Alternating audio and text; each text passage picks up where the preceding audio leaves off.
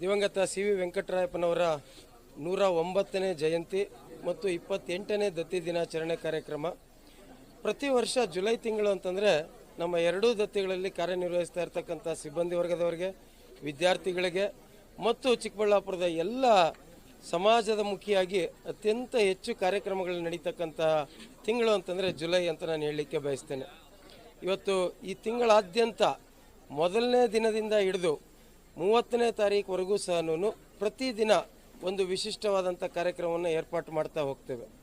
ಅದರ ಅಂಗವಾಗಿ ಕಳೆದ ವಾರ ವಿದ್ಯಾರ್ಥಿಗಳಿಗೆ ಕ್ರೀಡಾಕೂಟ ಆಯೋಜನೆ ಆಗಿತ್ತು.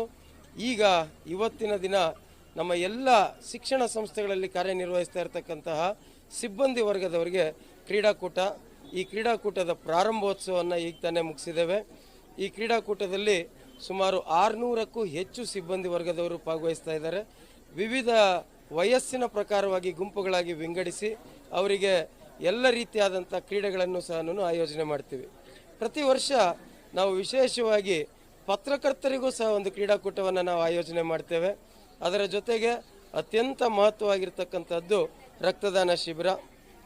ಈ 24ನೇ ತಾರೀಕು ರಕ್ತದಾನ ಶಿಬಿರದ ಒಂದು ದಿನಾಂಕ ನಿಗದಿಯಾಗಿದೆ. ನಾನು ಈ ಸಂದರ್ಭದಲ್ಲಿ ಎಲ್ಲ ರಕ್ತದಾನಿಗಳಿಗೆ ದಯಮಾಡಿ ಆಗಮಿಸಿ ರಕ್ತದಾನ ಮಾಡಿ 3 ಜೀವಗಳನ್ನು ಉಳಿಸ್ತಕ್ಕಂಥ ಒಂದು ಸಂತೃಪ್ತಿಯನ್ನು ಪಡಿಬೇಕು ಅಂತ ನಾನು ಮನವಿ ಮಾಡ್ತೇನೆ. ಮತ್ತು ಕೆವಿ ಮತ್ತು ಪಂಚಗಿರಿ ದತ್ತಿಗಳ ಮೂಲ ಉದ್ದೇಶ ಏನು ಅಂತಂದರೆ, ಚಿಕ್ಕಬಳ್ಳಾಪುರಕ್ಕಾಗಿ ಇಷ್ಟೆಲ್ಲ ಸೇವೆ ಮಾಡಿದಂತಹ ದಿವಂಗತ ಸಿ ವಿ ವೆಂಕಟರಾಯಪ್ಪನವರನ್ನು ಚಿಕ್ಕಬಳ್ಳಾಪುರದ ಜನ ಮರಿಬಾರದು. ಅವರ ಸೇವೆಗಳೇನಿದೆ ಅದನ್ನು ಗುರ್ತಿಡಬೇಕು, ಅದನ್ನು ನಿರಂತರವಾಗಿ ನಾವು ಮುಂದುವರಿಸ್ಕೊಂಡು ಹೋಗಬೇಕು ಅನ್ನೋ ಒಂದು ನಿಟ್ಟಿನಲ್ಲಿ ಈ ಕಾರ್ಯಕ್ರಮಗಳನ್ನು ರೂಪುಗೊಳಿಸ್ತಾ ಇದ್ದೇವೆ. ಇವತ್ತು ಕ್ರೀಡಾಕೂಟ ಅತ್ಯಂತ ಯಶಸ್ವಿಯಾಗಲಿ ಅಂತ ನಾನು ಎಲ್ಲರಲ್ಲೂ ಸವಿನಯವಾಗಿ ಪ್ರಾರ್ಥನೆ ಮಾಡ್ತೇನೆ.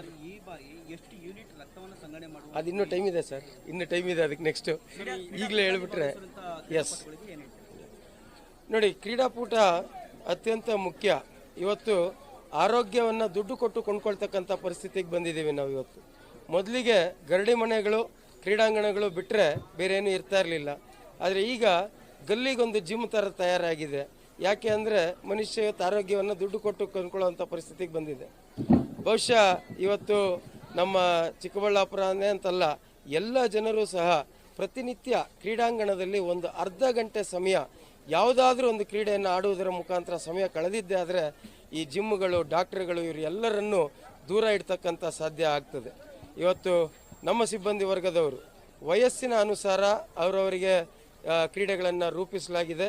ಅವರು ಎಲ್ಲರೂ ಸಹ ಭಾಗವಹಿಸಿ ವಿಜೇತರಾಗೋದು ಒಬ್ಬರೇ, ಆದರೆ ಭಾಗವಹಿಸೋದು ತುಂಬ ಮುಖ್ಯ ಅಂತ ನಾನು ಹೇಳ್ತೇನೆ. ಆ ಎಲ್ಲ ಕ್ರೀಡಾಪಟುಗಳಿಗೆ ಇವತ್ತು ಎಲ್ಲರೂ ಭಾಗವಹಿಸಿ ತಮ್ಮಲ್ಲಿರ್ತಕ್ಕಂಥ ಪ್ರತಿಭೆಯನ್ನು ಹೊರಹೊಮ್ಮಲಿ ಅಂತ ಆಶಿಸ್ತೇನೆ.